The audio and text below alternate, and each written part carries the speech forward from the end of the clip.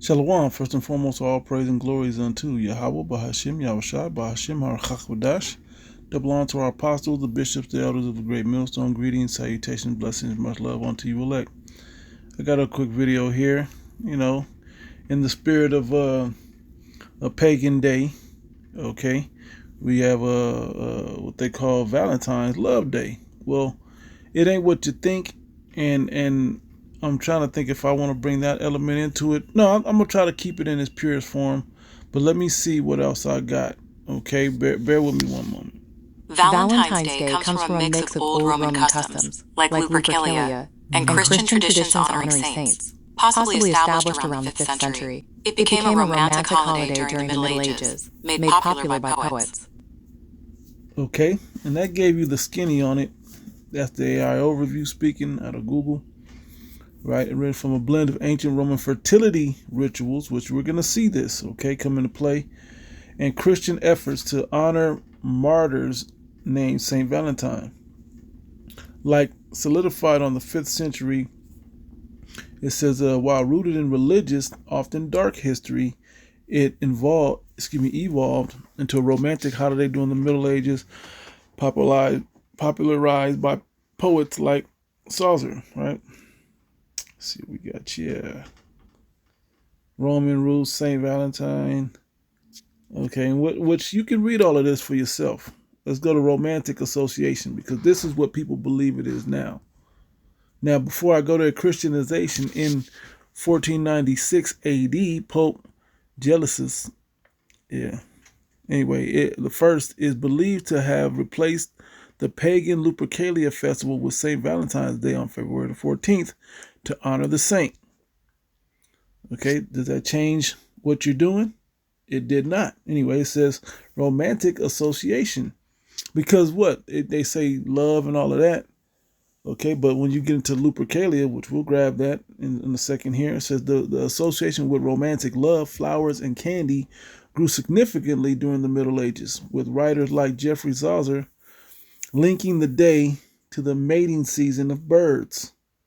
Okay, because it's going into leading to spring. Okay, the spring equinox, even where life begins, because the death season, for you that understand the seasons of the year, is winter. So you go from the birth season, which is the beginning of life, right? In spring, then the summer is the height, then fall is the decline, and winter is the death.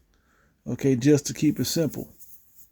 Okay, the holiday has shifted from religious commemoration to a cultural celebration of love and affection, often referred to as a hallmark holiday in modern times. Now, as I was grabbing it, the other thing I had, okay, and I asked, what is love about? Which, because they say this is a holiday about love. So love is a complex, multifaceted experience defined by deep affection, intimacy, passion, and commitment aimed at fostering connection, safety, and mutual growth. Now, I'm going to come back to this. I put LUP and Lupercalia Day pops up. It says, was an ancient Roman fertility purification festival held annually from February 13th to the 15th, peaking on the 15th, to honor gods Faunus and Lupa, the she wolf who raised Romulus and Remus. Who the fuck are they, right? It featured priests sacrificing goats and dogs.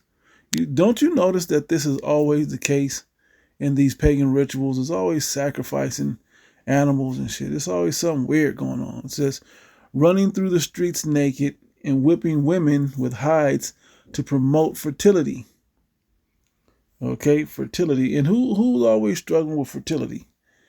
Inside thing, if you know. Okay. Purpose. It was a pastoral festival dedicated to promoting health, fertility, and purifying the city. Sure. It says rituals. Priests known as Luperci or Luperci sacrifice goats for fertility and a dog for purification in the Lupercal cave, whatever. They would run around Palatine Hill, striking women and goat hides goat hide thongs, which were believed to help with pregnancy and childbirth. Okay, we understand the date. We read over that. Linked to Valentine's Day. This is another one talking about it. Were often cited as the precursor. And I read that about love first, so you would understand that this has nothing to do with love. Okay, and I even went to I wanted to read what people believe love was about. Okay, it says, while often cited as a precursor to Valentine's Day due to its focus on love, fertility, and timing, because the beginning of the spring season, some scholars argue the connection of is tenuous. The celebration was eventually replaced by Christian holidays in the 5th century. Right, we read that. Whipping them and heavy drinking, sacrificial feasts, and matchmaking lottery. And Lupercalia was a bloody, violent, and sexually charged celebration that contrasts significantly with the modern chaste Valentine's Day. Okay, so back to what is love about. It's a complex, multifaceted experience defined by deep affection, intimacy, passion, and commitment aimed at fostering connection, safety, and mutual growth. It acts as a powerful, often, this is why this does this, I don't know, long-term drive moving beyond initial euphoria, required active choice and vulnerability at its core. Yeah, so it's something you got to be active in. So it's because the point I'm getting to, not the whole point, but a piece of the point I'm getting to is that it's an action. Love is an action, right? At its core, love involves profound care for another's well-being and a desire to support their happiness. And happiness is some bull, but anyway. Now, here's the thing I'm gonna say about it, and this is my opinion. Then I'll get into the scriptures, right? Well, it says right here. Here's a breakdown of what love is all about. Let's see what it says. The three components. Psychologist Robert Sternberg's theory suggests love involves intimacy, closeness, passion, attraction, and commitment, devotion. Yeah, that's the physical part. Now, the passion is is like the reward of the commitment, and the intimacy begins the closeness of it. You know, that's kind of, you look at it, but the commitment is what it is. It's about the action to being committed to the rules or lifestyles of something. Great, an elder brother years ago gave a great analogy. He said, if I love basketball, right, then what am I gonna do? I'm gonna skip the party. I'm gonna go train. I'm gonna go shoot jumpers. I'm gonna train. I'm gonna not go to this. I don't have time for a girlfriend because I gotta train. So I'm gonna do that. I'm gonna go shoot 1,000 jumpers or whatever instead of going out on dates. You know, if you love making money or whatever, your business or whatever you love. I love to draw, so I'm gonna do that instead of all these other things. It's something that you're willing to put in effort and commitment and what's the other word? Profound care they use up there, but there's another one. Okay, connection. Basically, you're committed to something to give your free time and your all to it. And this is what we should be doing to Yahweh Bashim Yahushua. Okay? So I want to bring this up, but there's scriptures coming to this.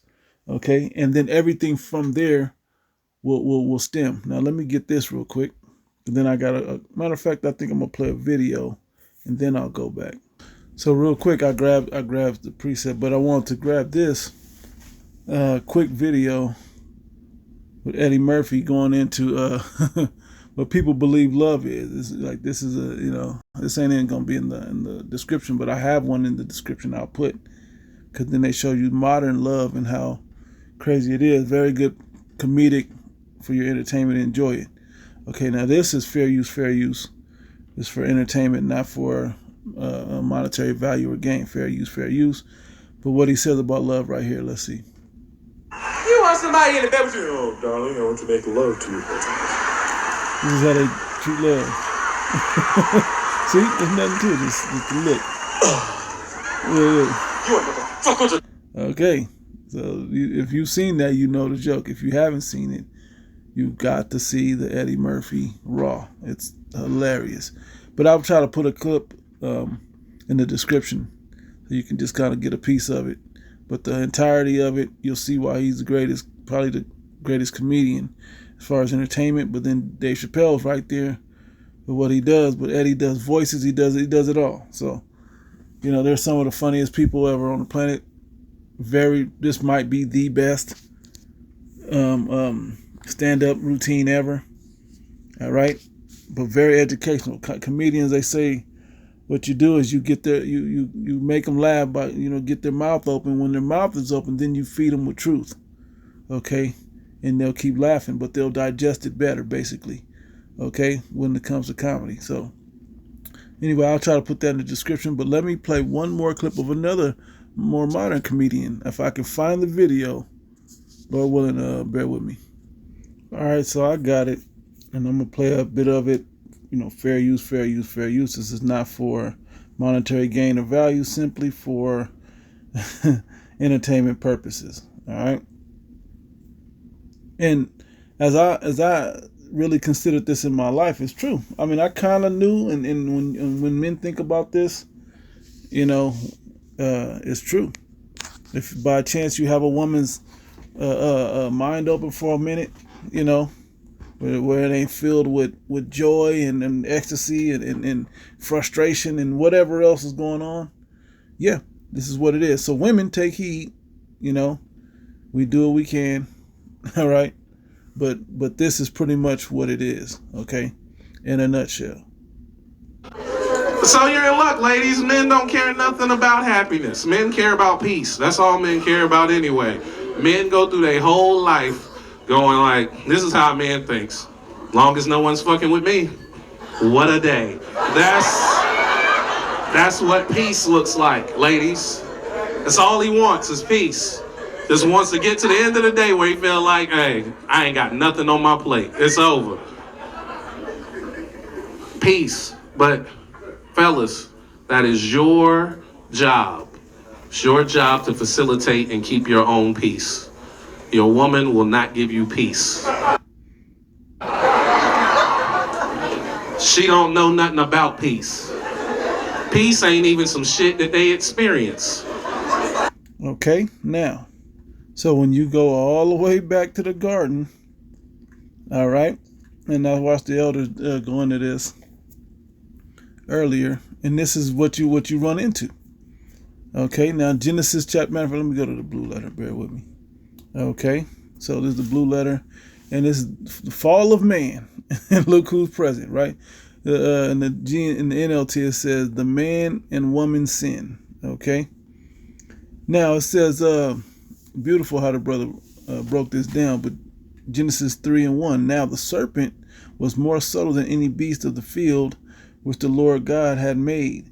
And he said unto the woman, Yea, hath God said, Ye shall not eat of every tree of the garden? Now let's check out this word.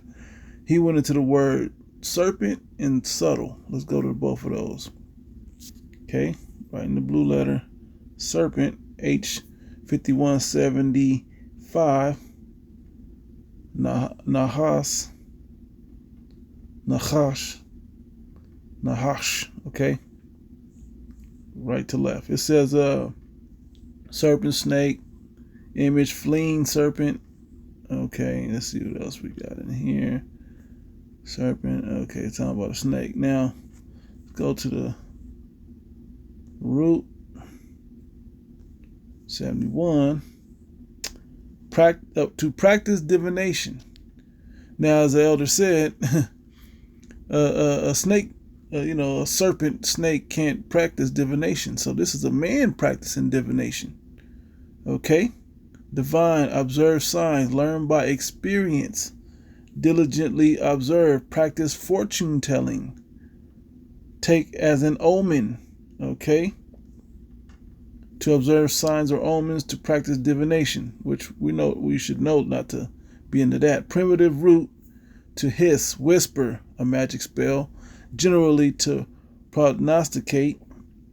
Okay, certainly divine, enchanter, use enchantment, learn by experience, indeed diligently. Let's see if they bring it up real quick. Quick define, prognosticate, foretell or prophesy a future event.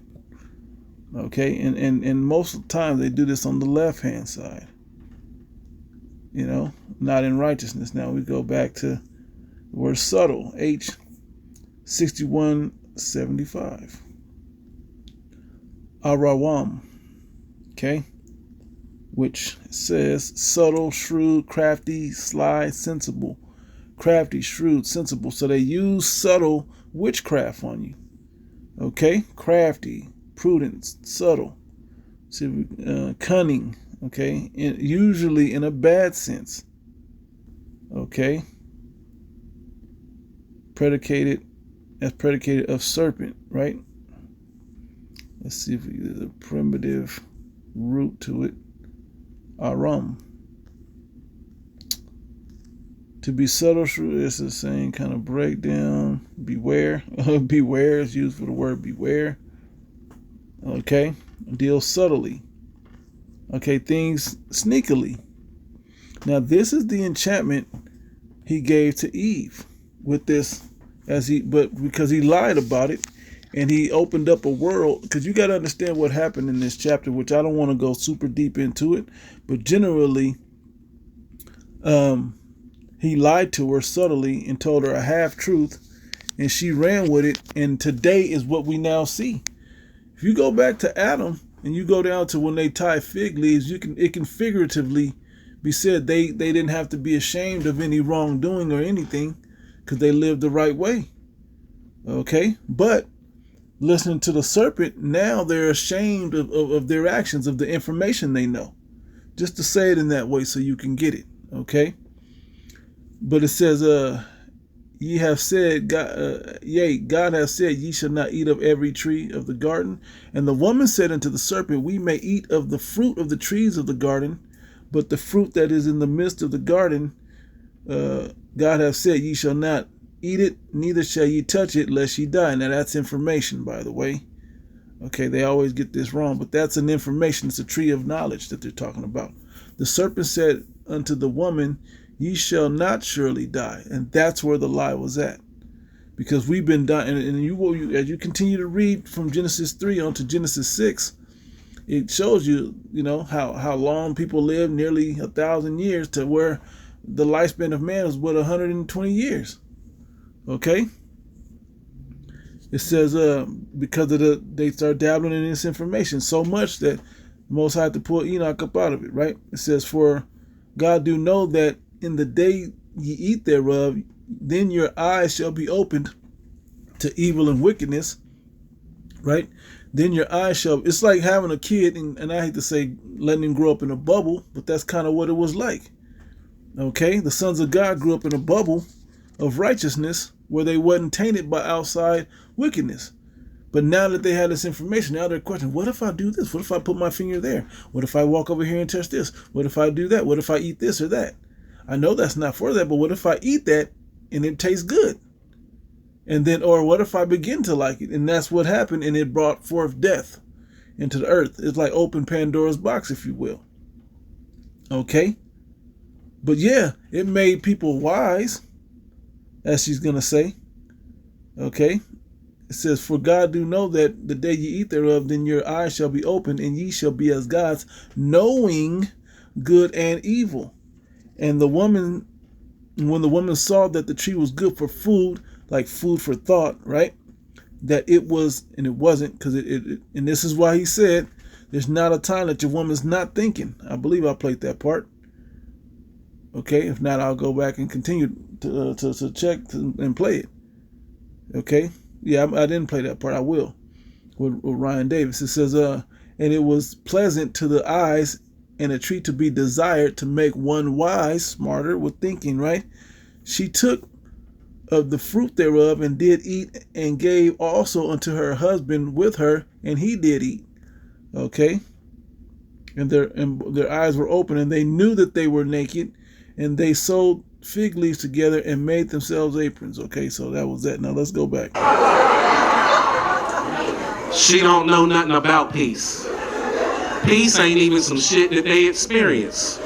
Because when she had peace by following the commandment that Adam passed down to her from the Most High, what did she do? Well, it was really the prophets, but you understand. But what did she do? She still entertained the subtleties of the serpent. Okay, now watch. Women know happiness. They don't know peace. If you ask a woman about peace, what peace is, she'll just describe extreme happiness. For you brothers, man. Okay, and now I'm gonna say that two piece I had a moment ago. The important thing that you understand: men are never gonna find peace on earth until they come into this truth in wholehearted and sincerity and pure devotion to Yahweh Ba'ashem Yahushua. Okay? That's the only way you're truly going to find peace. Understand that. There's no other way to do it. Yeah, you'll be happy a little bit with your woman, with your children, but then you're going to be dashed with the balance of it, of how bad the society truly is. It got Epstein, pedos, and whoever else. People just want to believe Michael Jordan is just filling up little white boys and all kind of crazy madness, okay? That's happening in this world, okay? So that's all temporary stuff, but eternal, true peace comes through the Most High, okay? And there's scriptures on that. I shouldn't have to get all those. You can Google those and grab all those scriptures. The reason women will never experience peace is because peace resides where nothing is happening. When nothing is happening, that's where peace resides. And they will never know what the fuck that's like. Because there's never a time ever in a woman's life where she's thinking of nothing. The whole time I've been up here, your woman's been thinking the whole fucking time. And every time I say something she disagree with, she's like, fuck this fat nigga. He don't know what the fuck. They can't even just sit here and listen. Delusional as fuck. All right, I'll try to put this rest of this here. And he got comedy specials, pretty funny character, right? And it's good, to be entertained with. But like I said, some comedians drop jewels, and if you have your spiritual eye open, you can read into these things. All right. So let's go from there. I love how the Christian church loves to bring up Proverbs 31 time. I'm a Proverbs 31 woman. Okay, but they don't ever read what King Lemuel's mother taught him. It says literally, the words of King Lemuel, the prophecy that his mother taught him. Okay, it says, what my son, what the son of my womb, and what the son of my vows, meaning this is her beloved son.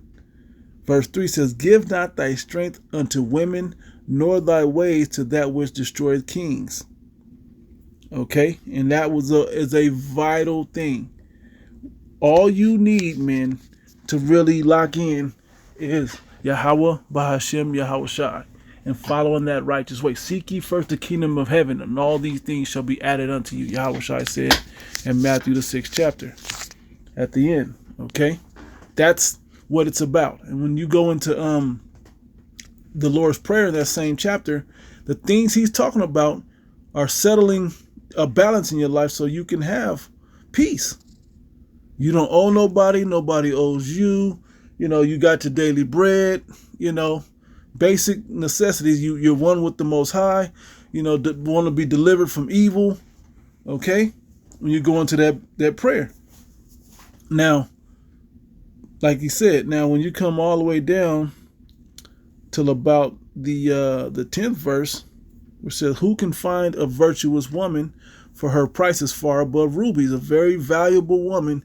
And then it goes from, it says, the heart of her husband do safely trust in her, so that he shall have no need of spoil. Okay, he has peace. Okay, and she's taking it, and like the comedian said, it is not her responsibility. It is all your responsibility to find your own peace. So when you really go into what this is truly about, it's not about women. Proverbs 31. It's actually about a man finding peace within himself with wisdom. Okay, and that wisdom will guide you to find peace in your life and have all these things settled in your life. Okay?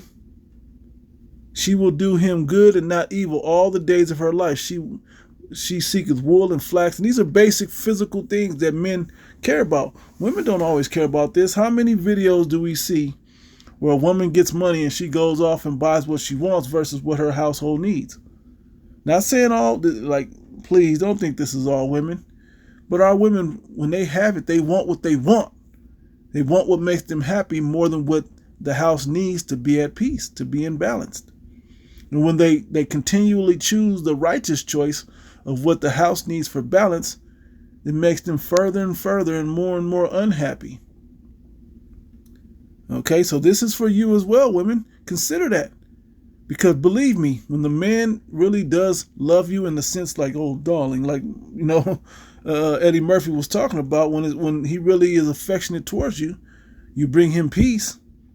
You know, you may clean, cook, whatever, you know, and pleasure and all those other things. Take care of him well, take care of the house and the children.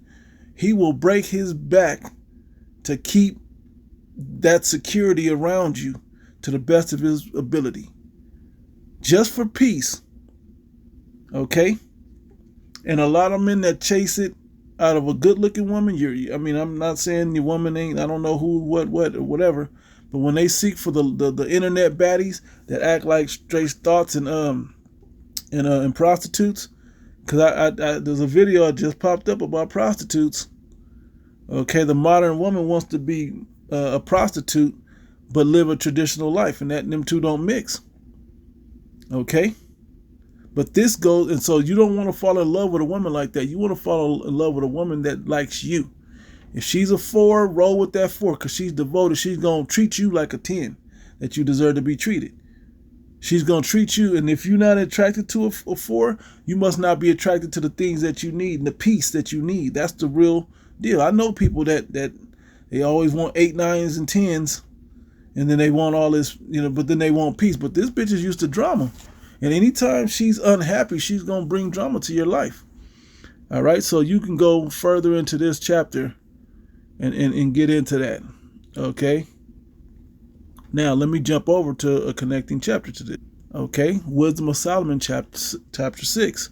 Start at the top, read a little bit, jump around a little bit. It says, "Hear therefore, O ye kings," still talking to kings, because this is who we're supposed to be, kings and priests. Why? Because we have to make judgments, ruling judgments and spiritual judgments. Okay, and we have to discern that way our path of life, and for those that we I don't want to say just rule over, but those, because that's kind of what it is, you know. But in the scriptures say, if I'd read down further in the 3rd chapter of Genesis, it said, your desire shall be to, let me get it, because it's always a good one to read. Genesis 3:16, "And unto the woman he said, I will greatly multiply thy sorrow and thy conception, and in sorrow thou shalt bring forth children, and thy desire shall be to thy husband, and he shall rule over thee like a king." Okay, but if you live with a good, righteous king and you do your duties unto the king, he's going to have a kingdom-style life for you set up. You're going to be able to have the glory that the man has brought and live in that. And we see that in the entertainment industry. Okay, oh, this woman's getting with this man. Now, a man usually gets to the point where he's nervous about how this woman's gonna try to steal money from him or steal something from him, his life, his joy, or whatever it may be, right? But when they get together, it's rare that you see the woman building the man up. There's certain women out there that do that, though. They'll get with a certain man and then they'll take the man to another status. Okay, but that usually ends in a bad way. But there's a lot of men that build their own personal lives and status, and they'll find the woman that just fits for their life, and then they go on, and you never really hear about that woman, but then you hear about that man's life, and their life is grand. Okay, now let's go back. Anyway, it says, "Hear therefore," Wisdom Solomon 6:1, "Hear therefore, O ye kings, and understand, learn, ye that be judges of the earth, of the ends of the earth. Give ear, ye that rule the people, and glory to the multitude of nations. For power is given you of the Lord, and sovereignty from the highest, who shall try your works and search out your counsels to see if you're going to lock in to wisdom. It's going to say something like that. Okay. Verse 7, it goes into it. Great chapter, one of my favorites. It says, verse 7, for which the Lord over all shall fear no man's person, neither shall he stand in awe of any man's greatness, for he hath made the small and the great, and careth for all alike. Everybody's involved. But a sore trial shall come upon the mighty. Therefore unto you, O kings, do I speak, that ye may learn wisdom and not fall away. Because with wisdom, you'll understand how to deal with women. Like this was a wise saying by Ryan Davis on the left here. Okay, when he said men are looking for peace and women are looking for happiness. I know and have met women that they need chaos to be happy. They need drama to be happy. What do we see these young city girl thoughts talking about nowadays? Oh, this nigga boring. He working 9 to 5. He boring. Yeah, but he got you in a 4-bedroom house. You know, with you and your kids. And it was which comedian was it? Dad's home. They said everybody's looking like, oh, let's hurry up and make this nigga happy, sitting him to sleep, so we can get back to our house. You know, I forget. It might have been Chris Rock. I don't remember exactly, but that's kind of what it's like. Okay, because dad's always at work trying to pay for that house and pay for that lifestyle. All right. Now it goes on and on and on, which is good. But here's verse 11 says, wherefore set your affection upon my words, desire them. These are words that connect to love. Set your affection upon my words, desire them. Okay, and ye shall be instructed. Wisdom this is talking about wisdom, his words. Wisdom is glorious and never fadeth away. You ain't got to worry about it running out on you. She, but it's like a woman, she is easily seen of them that love her, and found of such as seek her. Okay, she prevented them that desire her, and making herself first known unto them. You ain't got to go in the streets looking for it. She'll come to you. Okay? The dating game is trash nowadays, man. Not that I'm in it, but you can just see it. You see people walking around, you see the young guys, you see the internet, and you just like, oh my God, this is terrible. Look at the pics, and even the good ones that are probably good, they're blending in right with the bad ones. And how would you know? Because they think that's what we're looking for, because other women makes it think like that's what they're looking for. No. Yeah, we like the Coke bottle and all that, the genie bottle look, we like all of that. Okay, but we like a woman that can give me peace and not bring trouble to me time and over again. Things happen, but the more peace I can receive from you, the more we're going to lock in together. And the more I can help you facilitate your happiness by giving you the things that you want, right? But the Lord will bless through that, right? But he comes first. Whoso seeketh her early shall have no great travail. Peace.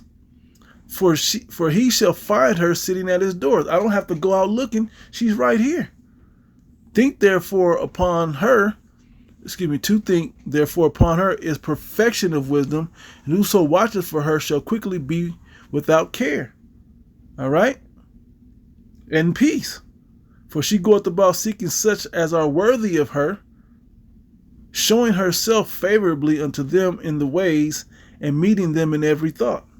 Right? So it's like, oh, I got the answer for that. Oh, I go, yo, she need this. Okay, well, the timing on that. And then, okay, then I'll get that. Then I'll save up and do that. And I'll say, men don't have a problem doing the things that make women happy if everything's reciprocated in the right way.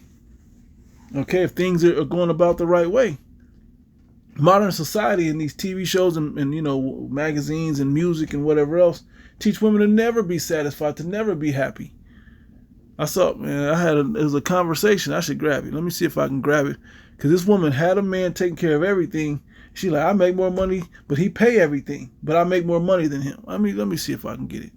All right, fair use, not for monetary gain or value, simply for entertainment purposes. The woman at the bottom who was talking about, the narrator guy at the top. And without further ado, here it is. She's about to lose her husband. This wife doesn't know it yet, but if she does not stop, she will lose her husband to a woman who appreciates him better, loves him better, and is a lot more grateful for what he brings to a marriage and a relationship. No more wasting time. Let's get it. Now, it says she has a husband who pays the bills, shows up for the kids, and handles the home. But when asked if that's enough, her answer is simple: I want more. Wow. That's why the what's his name? The Joe Budden show, when the guy said he let the joke play about Adam and Eve were in the garden and everything was sublime and happy, and then and the woman was like, well, they were close to God and everything, they had everything wonderful. The woman was like, I was expecting more. And then Melissa Ford was like, I don't get it, and they all laughed. That's the similar thing. You have everything you want and it's not enough. Because if a woman is getting what she wants, she's always going to want more, because she needs a new level of happiness. Eve had perfection in the garden. Earth was good, everything was good, but she wanted to know more, what she wasn't supposed to know. Now, we understand the bigger picture, but follow the level I'm breaking this down on. So let's watch what goes on here. Is a man who is willing to take care of you, the kids, and the household, but has no ambition worth staying with. When you say take care of, what do you mean? He pays all the bills. He take care of the kids. He step in. How you do that with no ambition? No, he got money. I want more. You know what? He's complacent. Wow. Let's continue. Want more, she says. Okay. Yeah.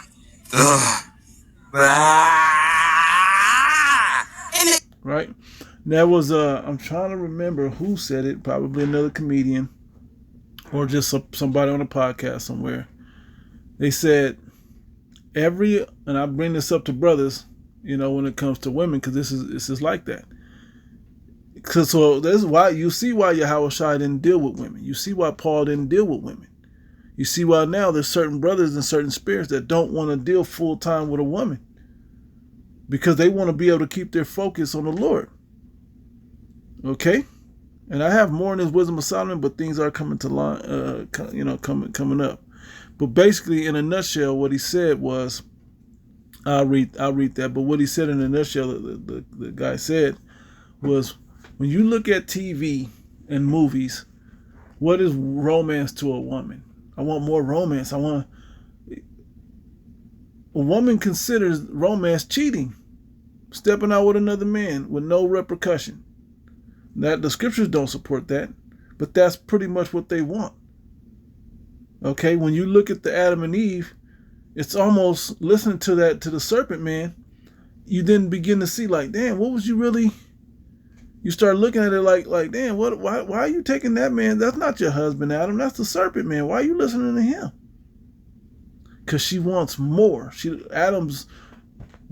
that Adam's doing, it ain't enough. His love for her ain't enough.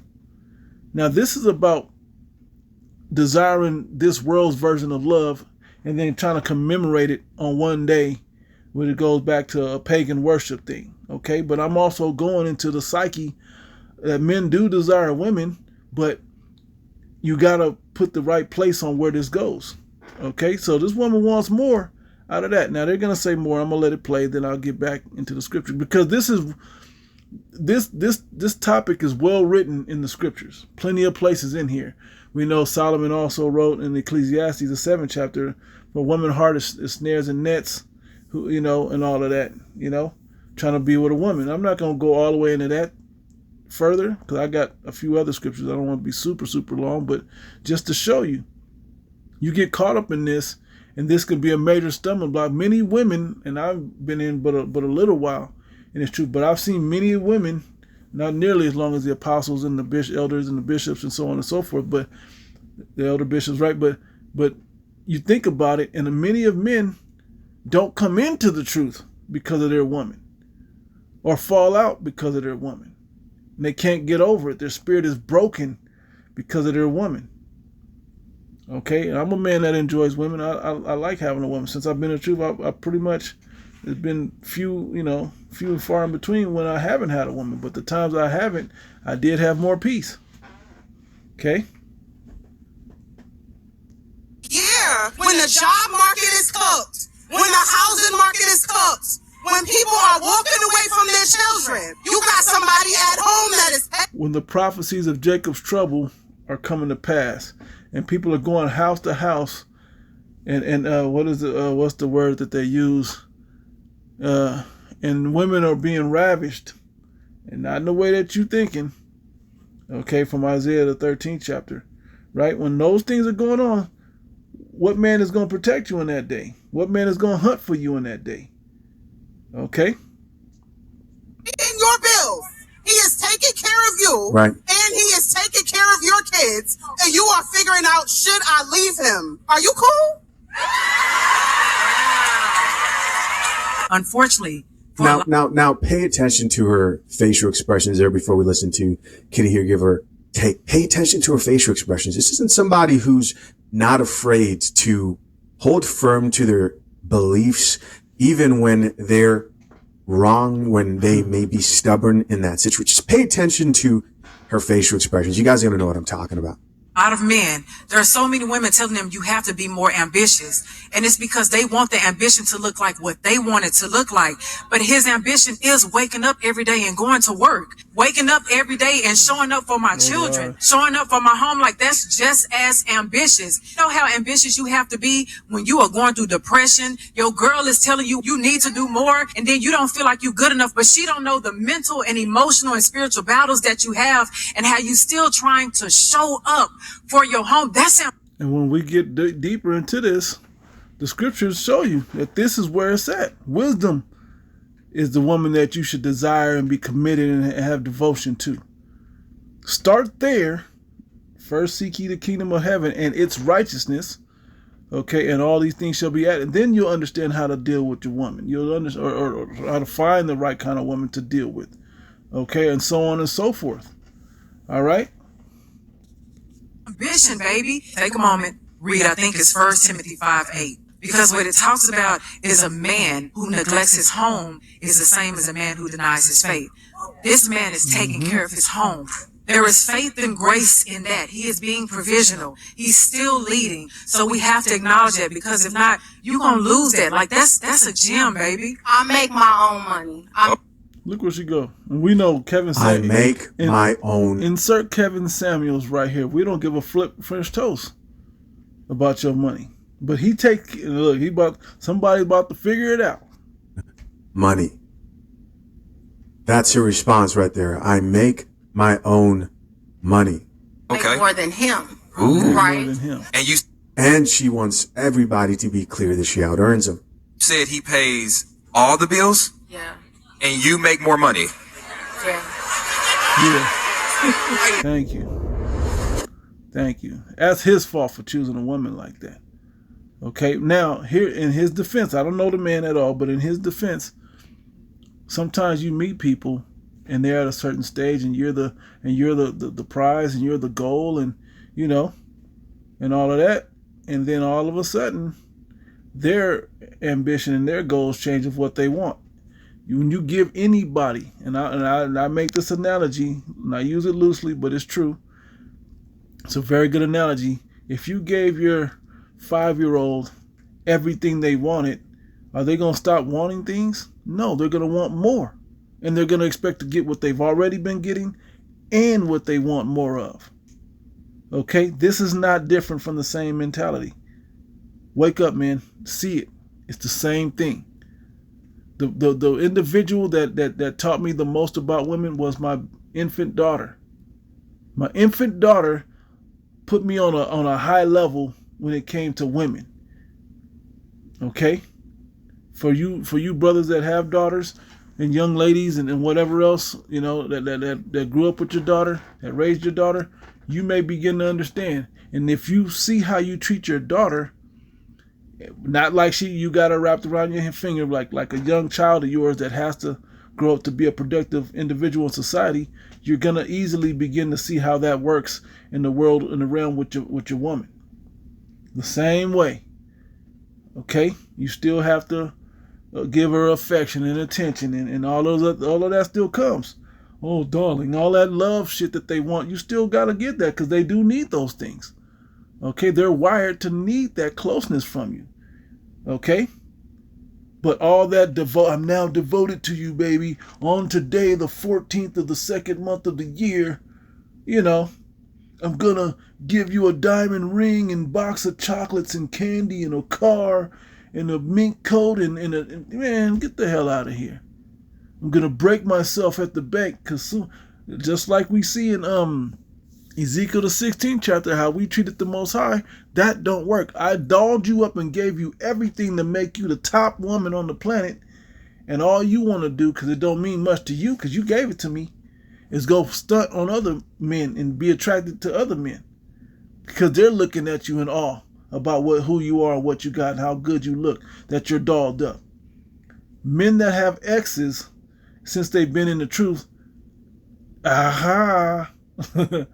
you know, you should, you know, when you stepped away, and if you ever ran into her again, you was able to see the difference of how they're not dolled up the same without you. And I don't mean just the way they dress and the way they look. I'm talking about with the wisdom and the guidance that you provided. All right, so going back into the scripture, fathers have rights. Look at that. Prenup guy. Look at all of that, right? So let's get all the way into the scripture. That's enough videos. Okay? So let's go down to where we were at in the 17th verse. Okay, Wisdom of Solomon 6 verse 17. For the very true beginning of her is the desire of discipline. You got to know your boundaries. You got to have things figured out. Okay, and the care of discipline is love. The care of discipline is love. And when it says this in 2 John, the first, it's only one chapter, but the 6th verse, it says, and this is love, that we walk after his commandments. We find the line of discipline. The schoolmaster of the law, which were the commandments, is where the line of discipline is. Okay? This is the commandment that ye have heard from the beginning. You should walk in it.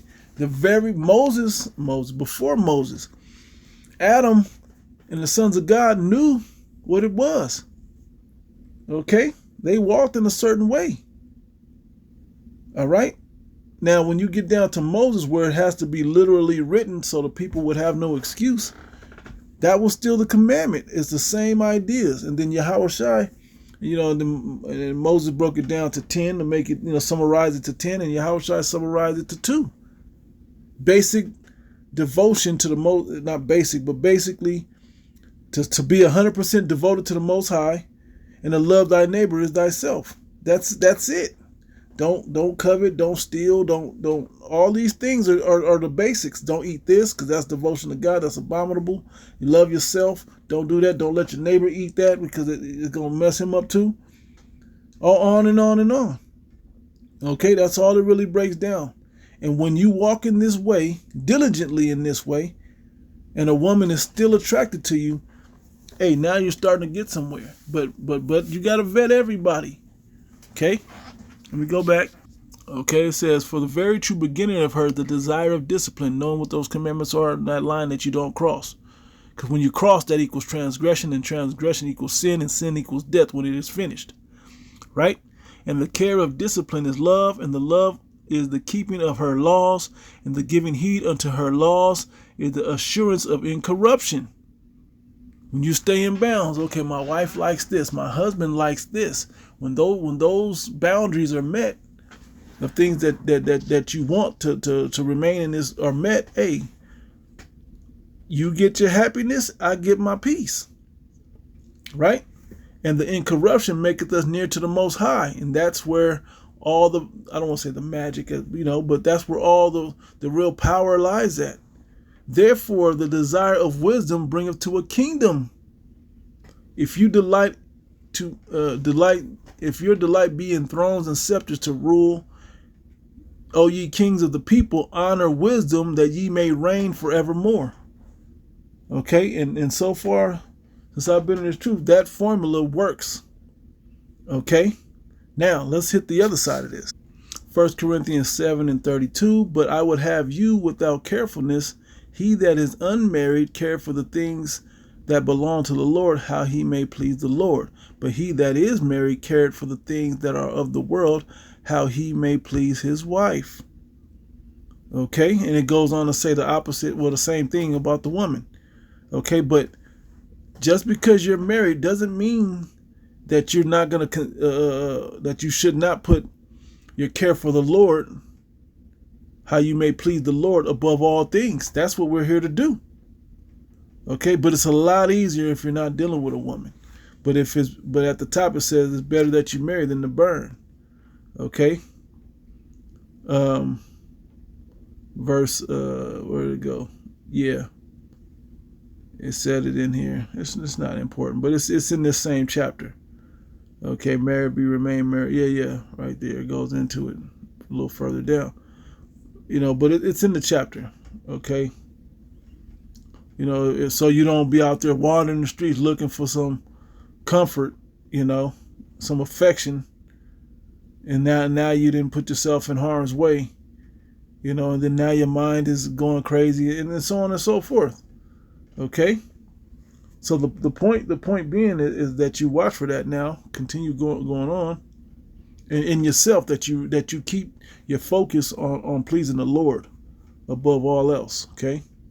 Okay, First Esdras chapter 4, verse 13.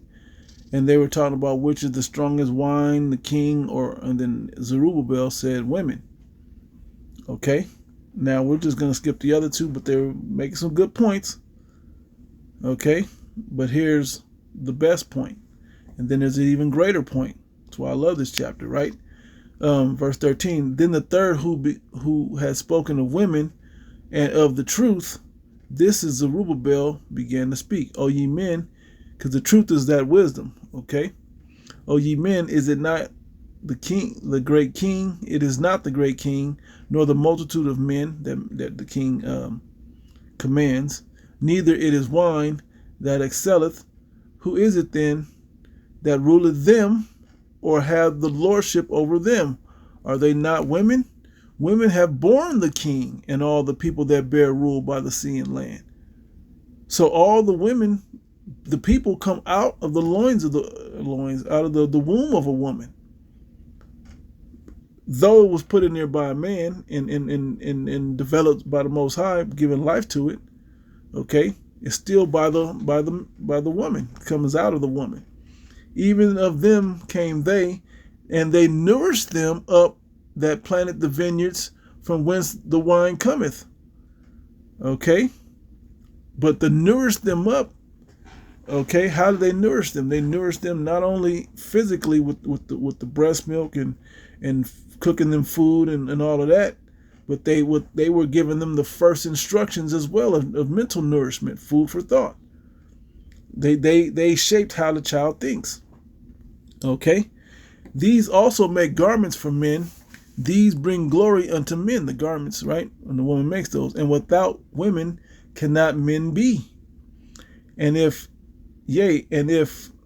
men have gathered together gold and silver and any other goodly thing, do they not love a woman which is comely in favor and beauty?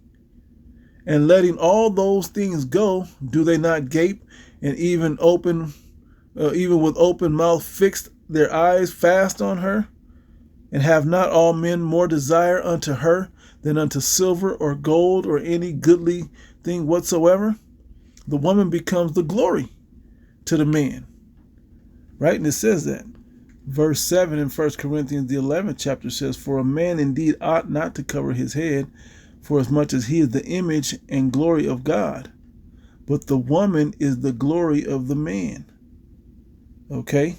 How she loves you, how she takes care of you, how she nurtures your household, how all those things, and then you give your devotion to it, or to her, I should say, right?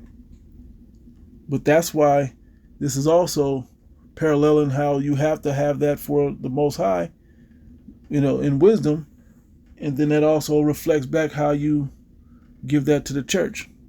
And when I say church, I mean the believers of Yahweh Shem Shai, right? Not the Christian church in the same way, under a different name. Anyway, it goes on to say, a man leaveth his own father and that brought him up in his own country and cleaveth to his wife. He sticketh not to spend his life with his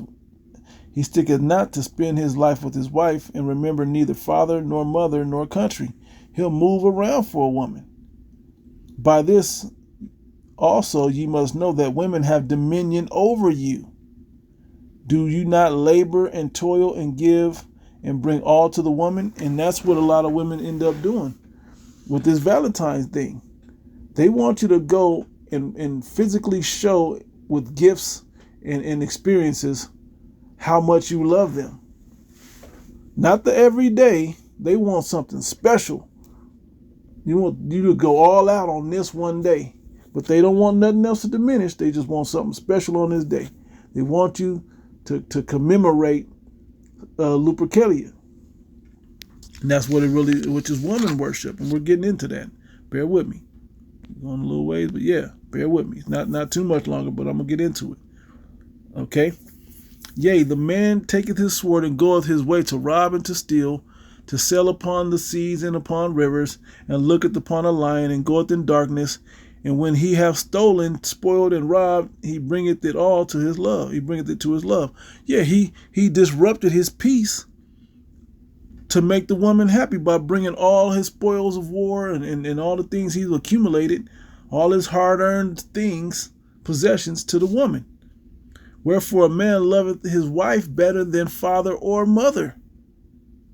And that's fine, but that should not be better than the Most High. Yea, many there be that have run out of their wits for women and become servants for their sakes, which brings you into the love spirit they try to teach you about in modern history. Oh, darling, the feeling and all of that. They want that ecstasy and euphoria that you feel when you're in love to govern how you worship this woman and what you bring gifts to her for. This is what it's boiling down to. Why? Because you want the things, men want the things that produce, that bring fertility. The things of fertility to prove the fertility of the woman. Okay? They want all that, and they're willing to drink and have a good time and be happy and feast up and do all these things. Okay? On certain days or whenever to prove it. Many also have perished, have erred, and sinned for women. Right? Many men have died trying to please these women. And when you read this in the GNT, it's more plain than this. Right? I'm not going to get it. It says, and now do you not believe me? It is not the great king, the king great in his power, is not the, wait. And now do ye not believe me? Is not the king great in his power? Do not all regions fear to touch him? But did I see him and Padme, the king's concubine, the daughter of the admirable Bardicus, sitting at the right hand of the king, which only the armor bearer and the cupbearer sit right there, right? And taking the crown from the king's head, no one touches the crown, or off with their head, right? And setting it upon her own head, she also struck the king with her left hand. When he went to take, hey, what are you doing? She smacked him with her left hand, right? This is an account he's given to what actually happened. And yet for all this, when she should have been sitting on the right hand, she should have been, hey, what are you doing? Don't get over there. She shouldn't even be that close.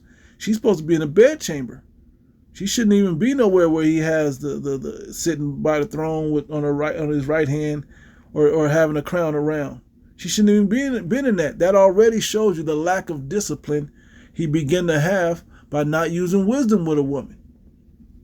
Okay? By not honoring wisdom as the foremost thing. Okay? And yet for all this, the king gaped and gazed upon her with open mouth like he was awestruck, right? If she laughed upon him, he also laughed. He laughed, oh, this bitch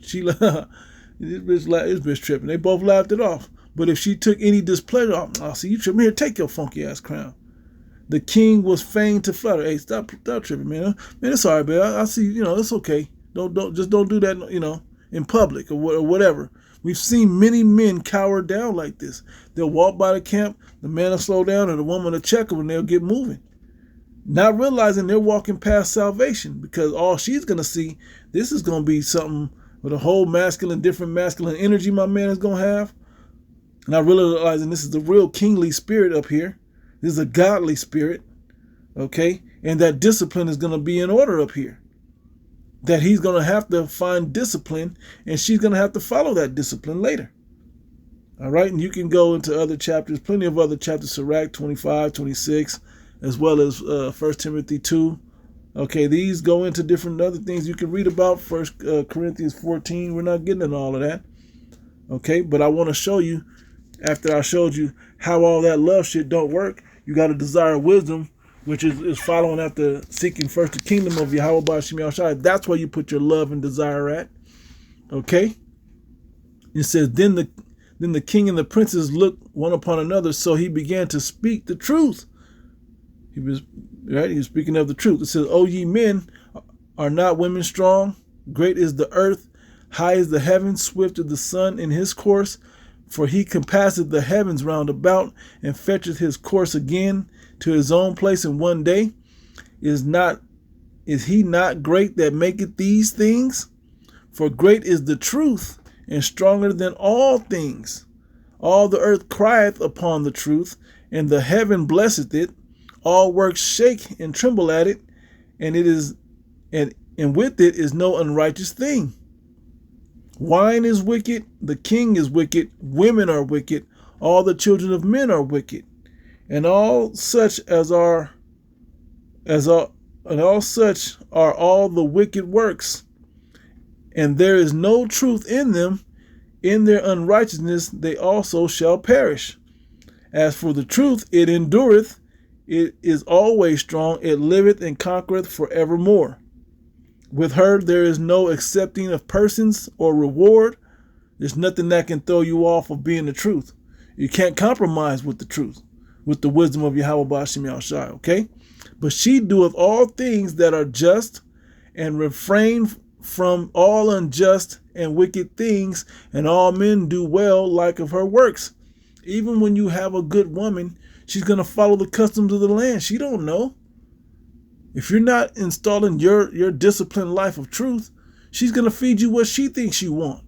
You go further into that Ryan Davis comedy special and even the Eddie Murphy, you'll see all of that's in there. They're putting all of that information because it's truth about the situation, on how wicked the situation can become. Okay? And how if you don't have wisdom, okay, and then so on and so forth, get into the Eddie Murphy raw jokes. Okay? Okay, but this truth is going to treat you like the greatest woman that you really, really wanted in life. Neither, and all men do well like of her works. Neither in her judgment is any unrighteousness, and she is the strength, kingdom, power, and majesty of all ages. Blessed be the Most High God of truth, Yahweh Ba'ashem Yahushua. Okay, and with that he held his peace, and all the people then shouted and said, great is the truth and mighty above all things. They understood. Okay, now let's go back to Wisdom of Solomon. We're going to move over a chapter. Great chapter also. All these chapters are excellent. It's talking about wisdom clearly, but I'm going to go straight to 24. For wisdom is more moving than any motion. She passeth, go back to the she, right? Passeth and goeth through all things by reason of her pureness. And that's what we want of our when we want to be pure and devoted only to you, right? For she is the breath and the power of God. This is that first breath that he breathed into Adam, and was leading a peaceful life and a happy life for Eve until she just wanted more. Okay? And this is no different than the dynamic that still goes on. So you going to give candy and big teddy bears and spend $300 on dinner, and, you know, nothing wrong with doing those things, but doing it in commemoration of pink and red and Valentine's and heart shapes, and then at the end of the night, man, if you try to, you know, still be fertile with the woman, you know, lay with her and make fertility pop off, which that's not even a thing, where most people, the numbers say they don't even want fertility like that, but they still want to do the acts that create fertility, right? You know, if all that's not happening, hey, you really got to take a good look at your life. Okay? because that's what consummates marriage anyway. What makes a woman a wife to you is when you guys join that union sexually and what they call it, consummate. Okay.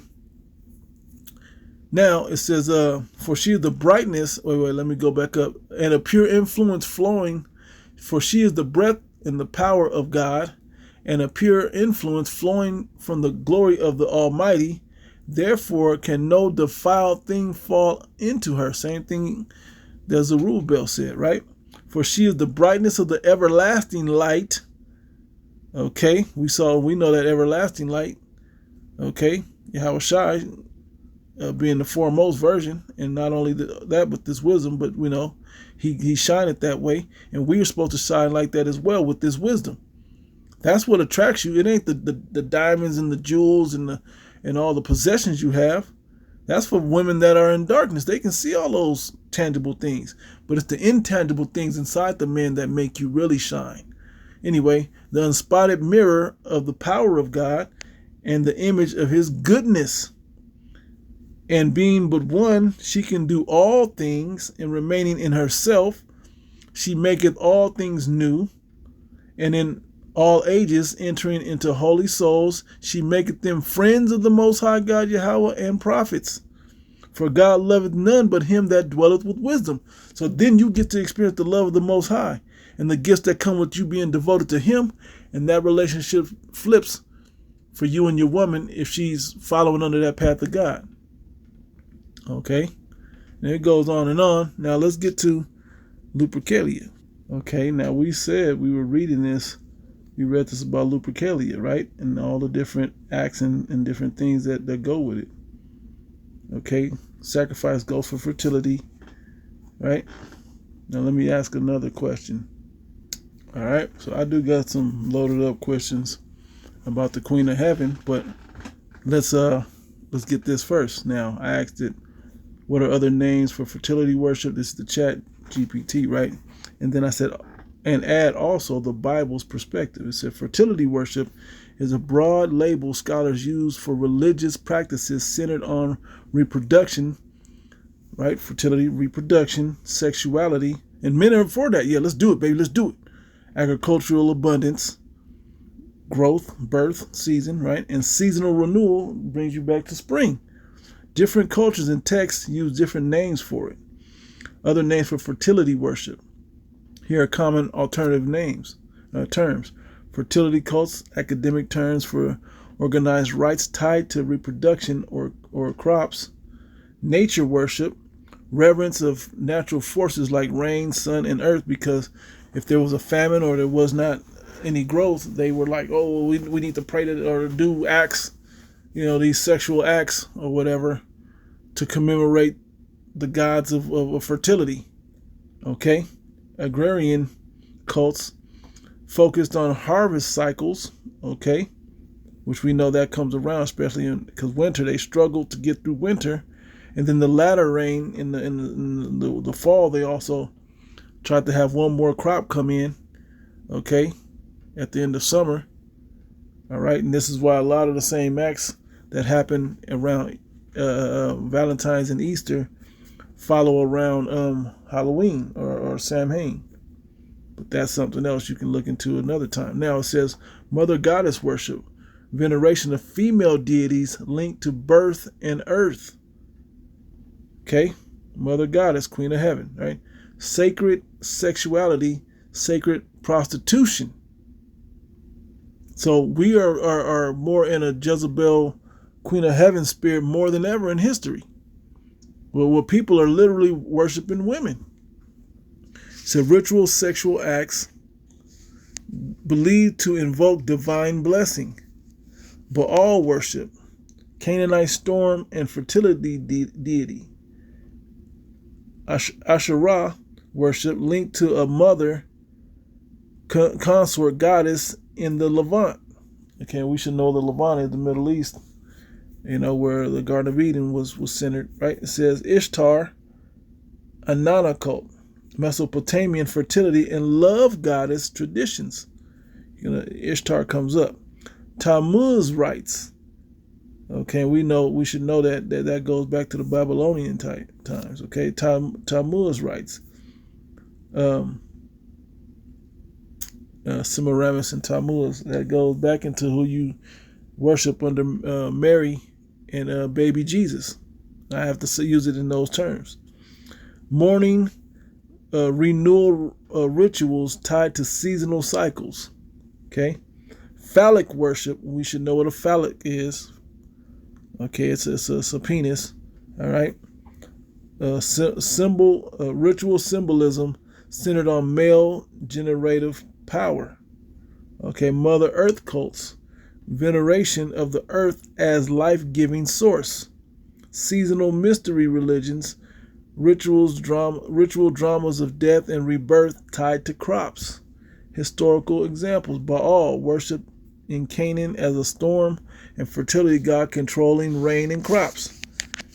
Asherah, associated with sacred poles and trees, right? That phallus. Ishtar, also Inanna. What, when you went back on hearing that Il Nana all the time, Nana, all of that in the music, yeah, what do you think that was invoking in that music? A sexual demon, okay, to come over you with the music. It says linked to love, war, and fertility in Mesopotamia. Seasonal death and revival figure. Okay, it's Tammuz. It says Astarte. Now this is another one that is used. This is where Easter comes in. A fertility in around the time of Easter, not the Passover, which the Bible is actually talking about when the word Easter is written in there. I'm sure more of that will come out. Brothers will edify more on that. So a fertility and war goddess in the Eastern Mediterranean. Okay, the Bible's perspective on fertility worship. I haven't read this, I just asked it. It said the Bible consistently condemns fertility worship when it involves idolatry or ritual sexual practices. It is viewed as idolatry, right? The Hebrew Bible, Old Testament, repeatedly warns Israel not to follow Canaanite religious customs. Deuteronomy commands Israel not to imitate the religious practices of surrounding nations. 1 Kings 18, Elijah the prophet confronts prophets of Baal. Where we went into with Baal. Jeremiah 7 and 18 mentions offerings to the Queen of Heaven, likely a fertility goddess. And I have it right here, Jeremiah 7 verse 18. The children gather wood and the fathers kindle the fire, and the women knead their dough to make cakes to the Queen of Heaven and to pour out drink offerings unto other gods, that they may provoke me to anger. Now, they're not thinking that they're provoking the Most High to anger. My people do not know. My people do not consider. So they're doing it for some sort of benefit, thinking that they're going to be more fertile with breeding children. They're going to be more fertile with the crops in food seasons, so on and so forth. Okay, we'll continue going. I don't think they have another one of those. I'll read on, but we're now in Jeremiah 44 and 17. But we will certainly do whatever. This is just me looking up the phrase Queen of Heaven. But we will certainly do whatever thing goeth forth out of our own mouth to burn incense to the Queen of Heaven and to pour out drink offerings unto her, as we have done. And the energy itself. If your woman have you out there in a pink shirt on the 14th of February, yeah, man, you going off. Okay, you going off. And you devoted how much you love, and you got roses and candy and all of that shit. Yeah, you tripping, bro. You're out there tripping. Because it shouldn't come down to one day that you show your woman you love her. By making her happy. It should be tied to just the type of person that you are. And it doesn't have to be super extravagant. Like that's why I showed the video about the woman. I make more money than him, and he takes care of the house and the kids and everything, and all the bills and everything. And she still said it wasn't enough, right? Yet that devotion of the daily is the proving of his love and devotion to you. Okay? But not to worship you. And that's what that's the only thing more he can do, is truly worship her and allow her to do whatever she wants. There was a video circling, it was from here in Vegas, where one woman was walking around with two men all holding hands. The men wasn't holding hands, but the men were holding the woman's hands. You know, and I'm not going to get into the woman or what she looked like and all of that as much, but it is tied to the different situation of woman worship. All right. It says, we and our father, it says, unto the Queen of Heaven, and to pour out drink offerings unto her as we have done, we and our fathers, our kings and our princes, in the cities of Judah and in the streets of Jerusalem. For then had we plenty of victuals, and were well, and saw no evil, feeling like they were being blessed by the Queen of Heaven. So they want to go back to that. But it was idolatry. Thinking, oh, my life is good now because my wife is obedient. I put it down on her and she's cooking breakfast and making eggs and rubbing my feet at night and whatever else, bringing all my favorite things and, you know, whatever else is going on. She pours my drinks. This is things that you guys should just be doing naturally at all times. When you step in to be a wife and he's being a husband, hey, that's what it should be. And it's not just on women. This ain't just about women. The men, as you should have read and understood when I was reading in First Esdras, the men were giving the women that type of power over them. Okay? The men gave the women that type of power over them. This truth eliminates that and puts things in its proper order and perspective. The Most High gets that type of devotion and love out of you. Okay? That discipline out of you. And then all that same love, power, and discipline trickles, I don't want to say trickles, but comes down and plays right into how you live your life as a man and how you take care of your family and your woman and your household and so on and so forth. Okay? Jeremiah 44:18, the next verse says, but since we have left off to burn incense to the Queen of Heaven and to pour out drink offerings unto her, we have wanted all things and have been consumed by the sword and by the famine. Because it ain't going to go well. Anytime that I did this Valentine shit with a woman, I ain't with none of them women that I was doing that with. Not one. Okay? Jeremiah 44:19, same chapter, next verse. And when we burned incense to the Queen of Heaven and poured out drink offerings unto her, we did make her cakes to worship her. Okay, so there'll be cakes, there'll be certain desserts and food, and this goes right into the same birthday cake with the candles and all of that, and you make a wish, you know, and then you blow out the candles. All of that's Queen of Heaven fertility worship. Because in a man's mind, after all of this, he's like, man, I still want to get some at the end of the night. And if I'd have played that and said, men got the bottom line, at the end of the day, it's like, did you hit? That's all men care about. When a woman tell, oh, it was all these details, but men get to the bottom line. Well, did you get what you did? You did all of that. Did you get what you were looking for? Okay. Which was that, you know, that fertility, you know, that consummation, so to speak. Okay.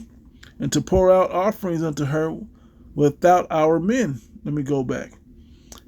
When we burn incense to the Queen of Heaven and poured out drink offerings unto her, we did make her cakes to worship her and to pour out drink offerings unto her without our men. 44:25, same chapter, jumping down, says, and thus the Lord of hosts. Let me go up because I might just keep reading down. Then Jeremiah said unto all the people, to the men and to the women, and to all the people which had given him that answer, saying, the incense that ye burned in the cities of Judah and in the streets of Jerusalem, and ye and your fathers, your kings and your princes, and the people of the land, did not the Lord remember them, and came it not unto his mind? Pissed him off, so that the Lord could no longer bear, because of the evil of your doings and because of the abominations which ye have committed. Therefore is your land desolate and an astonishment. And aren't we under that now? Look around. ICE is snatching up people, man. Look at now. The inflation, you don't earn enough to really live comfortable. You're looking at the labels and the prices and making choices according to price.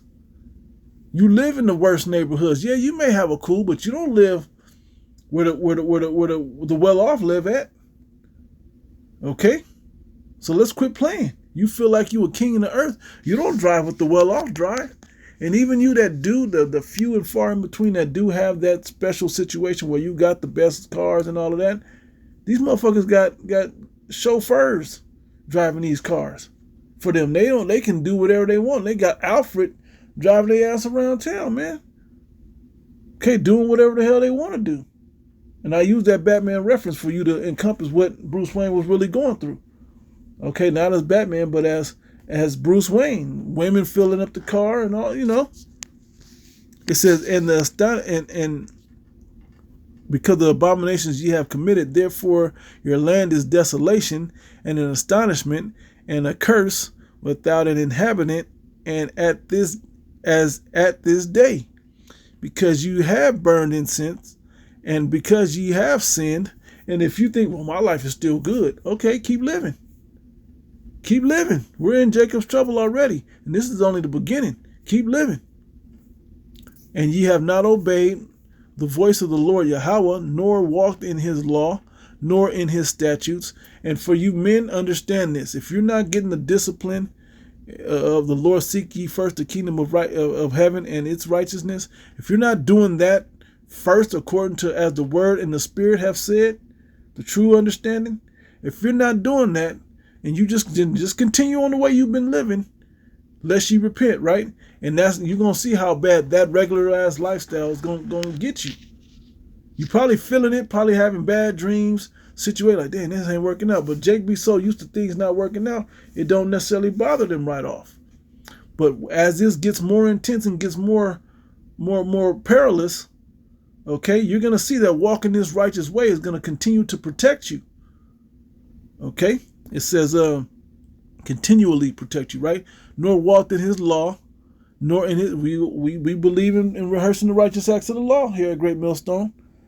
You do it by faith, right? Nor in his statutes, nor in his testimonies. Therefore, this evil is happened unto you as at this day. And that was in the time of Jeremiah back then, but it's blowing up now too. Okay. It says, moreover, Jeremiah said unto all the people and to all the women, hear the word of the Lord, all Judah that are in the land of Egypt. And this ain't modern day Egypt, Solomon Egypt at that. Thus saith the Lord Yahweh of hosts, the God of Israel, you so-called Negro, Latinos, and Native Americans. If you didn't know that, now you know. And if you don't know, now you know, right? It is saying, ye and your wives have both spoken with your mouths and fulfilled with your hands, saying, we will surely perform our vows that we have vowed to burn incense to the Queen of Heaven, right? And to pour out drink offerings unto her. Ye will surely accomplish your vows and surely perform your vows. And turmoil will come upon you. Let's see. All right, so let's get back. That was the end of that. So let's get back and see if there's any more left in this. Not going to be too much longer. I know this is going really long. While for bearing with me, it's going to take forever to upload. Lord willing, it's edifying, right?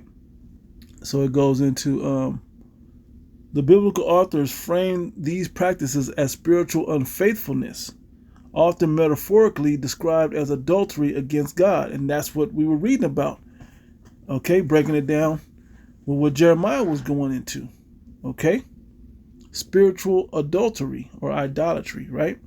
Sexual rituals are condemned. Some Canaanite and neighboring fertility rites involved ritual prostitution or symbolic sexual acts meant to stimulate divine blessing. Deuteronomy 23:17 prohibits cult prostitution. Hosea strongly uses strong imagery to connect idolatry with sexual immorality. All right. And that's, you know his story, you kind of get it. The biblical stance separates sexuality as part of covenant marriage from religious ritual tied to pagan gods. Okay. There's a difference in the separation of the two. Okay. That's why when I read that about wisdom, I read a lot about it. You start with the wisdom and all the things, the righteousness will follow after. Okay, when you start with the wisdom, God will protect everything and keep the pureness of it there, keep the truth of it there. God as the true source of fertility. Rather than denying fertility itself, the Bible teaches that fruitfulness, both agricultural and human, come from the God of Israel. Okay? And I want to bring something up before I read on. The scriptures say, how was I going to say it? We know there was a lot of women that were infertile, that were not able to have children. Key figures, Hosanna, Samuel's mom, okay, but Hosanna, right, in 1 Samuel 1, right, his mom was infertile. We know before that it was Sarah was barren. We know Rebecca had troubles and she was barren. And we also know when it came to Leah and Rachel, Rachel was barren. Okay? Just to name a few. Okay, key figures, key motherhood, okay, in our genealogy, all right, that were infertile. And for reasons. You can almost look and kind of see some of the impurities inside them, but it was also for certain reasons. Okay? Some like Rachel and Leah, I like reading into that because you see that, and even Hagar and Sarah, her and Ishmael was boasting against Sarah. Then they start teasing little Isaac. Okay? Showing their impurity, like get rid of them. So anyway, you could just peep into that. Okay, impurities in situations, right? It says Genesis 1:28, be fruitful and multiply. Psalm 127:3, children are described as a blessing from the Lord, right? So the issue in the Bible is not fertility, but attributing fertility to other deities. All right, and that's where it's really at. Summary. Other names: fertility cults, Baal worship, mother goddess worship, sacred sexuality, agrarian religion, nature worship, mysterious religion of biblical views, condemns it as idolatry, rejects ritual sexual practices, emphasizes Yahweh, not Yahweh, Nate, anyway, or an underling of Nate, alone as the giver of life, rain, crops, and children. It's Yahweh. If you like, I can also explain how some people connect certain modern holidays to ancient fertility symbolism. And oh yeah, I want that. Let's see. How do I accept? And look, like we said, Easter and spring fertility. I'm not going to keep this, but I'm just showing you. Easter and spring, looking at going into it. Christmas and evergreen symbolism. Look, all tied into idolatry and fertility. May Day and Beltane, for y'all that may keep that. I don't know who keep the Celtic religions or whatever. Okay, some of y'all jakes. Samhain and Halloween, I told you. Okay, this is just a chat. All I put was yes. Okay? And that's why I said, when you go to that other calendar, you start to see that it ties into those things. But I'm going to end it right here. Easter will be around before you know it, and I'll hopefully still have this locked in, and I'll bring it out. So Lord willing, is edifying, giving all praise and glories unto Yahweh Ba'ashim Yahshai Ba'ashim Chakodash. To the next one, Shalom.